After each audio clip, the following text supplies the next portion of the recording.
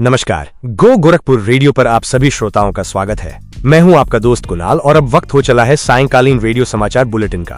तो चलिए शुरू करते हैं आज की प्रमुख सुर्खियों के साथ। गोरखपुर में चलती बाइक पर रोमांस करने वाले युवक का कटा मोटा चालान, वायरल हुआ वीडियो। महिला थाने में पंचायत के बाद ससुराल गई विवाहिता की संदिग्ध परिस्थितियों में हुई मौत, दहेज हत्या का केस हुआ दर्ज। रेलवे सुरक्षा बल के वरिष्ठ लिपिक का बंद कमरे में मिला शव, जांच में जुटी पुलिस। मेडिकल कॉलेज रोड पर वी मार्ट की पार्किंग में लगी भीषण आग, 3 वाहन जलकर हुए खाक। और पितृपक्ष की शुरुआत 7 सितंबर से होगी, श्रद्धालु करेंगे अपने पूर्वजों का श्राद्ध। अब खबरें विस्तार से जानते हैं। सबसे पहले बात करते हैं एक वायरल वीडियो की। गोरखपुर के रामगढ़ताल थाना क्षेत्र के नौका विहार रोड का एक वीडियो तेजी से सोशल मीडिया पर वायरल हो रहा है, जिसमें एक युवक बाइक की टंकी पर एक लड़की को बैठाकर गाड़ी चला रहा है। इस वीडियो के वायरल होने के बाद पुलिस ने तुरंत कार्रवाई करते हुए युवक का 2500 रुपए चालान काटा है। लोगों ने इस तरह की लापरवाही पर अपनी चिंता जाहिर की है और पुलिस की कार्रवाई की सराहना की है। चलिए अब बात एक दुखद खबर की। गोरखपुर में महिला थाने में पंचायत के बाद ससुराल गई एक विवाहिता संध्या गुप्ता का शव शनिवार की सुबह उसके कमरे में संदिग्ध परिस्थितियों में मिला। पुलिस ने इस मामले में संध्या के ससुराल वालों के खिलाफ दहेज हत्या का केस दर्ज किया है।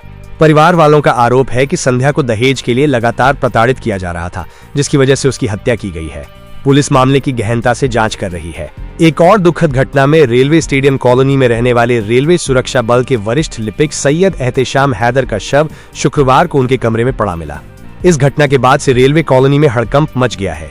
पुलिस ने शुरुआती जांच में आत्महत्या की आशंका जताई है, लेकिन असल कारण जानने के लिए शव को पोस्टमार्टम के लिए भेजा गया है। पुलिस इस मामले की हर एंगल से जांच कर रही है। अब एक चौंकाने वाली खबर। गुदरिया थाना क्षेत्र के मेडिकल रोड स्थित वी मार्ट की बिल्डिंग की पार्किंग में शनिवार सुबह अचानक आग लग गई। इस घटना से मौके पर अफरा तफरी मच गई। आग की लपटें इतनी ऊंची थीं कि लोगों में दहशत फैल गई। इस आग में 3 वाहन जलकर राख हो गए। आग लगने का कारण अभी तक स्पष्ट नहीं हो पाया है, लेकिन दमकल विभाग की टीम ने कड़ी मशक्कत के बाद आग पर काबू पा लिया। अब बात किसानों की। गोरखपुर के बेलीपार क्षेत्र में लंपी वायरस ने दस्तक दे दी है। एक साथ 7 पशुओं में इस बीमारी के लक्षण पाए गए हैं, जिससे किसानों में दहशत फैल गई है। किसानों का कहना है कि सरकार को इस पर तुरंत ध्यान देना चाहिए और पशुओं के इलाज की व्यवस्था करनी चाहिए। सरकार की तरफ से अभी तक कोई आधिकारिक बयान नहीं आया है। खोराबार और जंगल सिकरी में मकान मालिकों को मालिकाना हक दिलाने की मांग तेज हो गई है।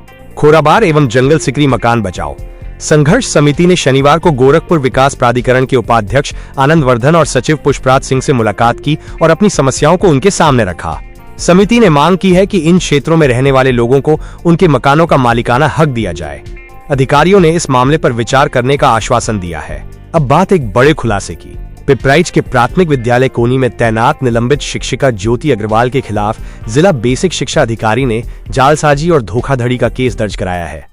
जांच में ये खुलासा हुआ है कि ज्योति अग्रवाल ने फर्जी दस्तावेजों के सहारे पिछले 17 सालों से शिक्षिका के रूप में काम कर रही थी। ये मामला सामने आने के बाद शिक्षा विभाग में हड़कंप मच गया है। और अब बात एक धार्मिक खबर की। पितृपक्ष पूर्णिमा श्राद्ध के साथ 7 सितंबर से शुरू हो रहा है।